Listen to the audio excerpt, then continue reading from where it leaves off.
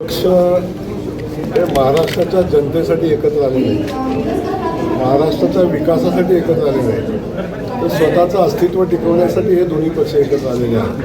त्यामुळं आपण सगळेजण बघतोय की आपलं अस्तित्व संपत चाललेलं आहे आणि अस्तित्व संपलेलं आहे. किमान आपण एकत्र येऊन आपलं अस्तित्व तरी टिकवून अशा भूमिकेमध्ये दोघंजण आहेत म्हणून एकत्र आलेले आहेत. आता महाराष्ट्राच्या राजकारणावर खूप मोठा परिणाम होईल. महाराष्ट्राच्या राजकारणात कुठे परिस्थिती आहे.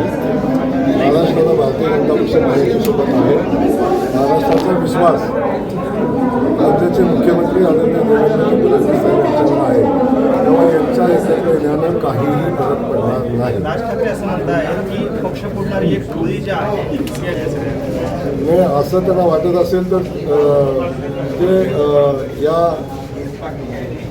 याच व्यवस्थेच्या पाठीशी आत्तापर्यंत तेच उभे होते आणि तेव्हा त्याचंच कौतुक करत होते. त्यामुळं त्यांच्या म्हणण्याला अधिकचं महत्त्व देण्याची आवश्यकता नाही की त्यांची भूमिका प्रत्येक दिवसाला बदलत राहते. त्यामुळे त्या भूमिकेला फार मोठं महत्त्व द्यायचं काय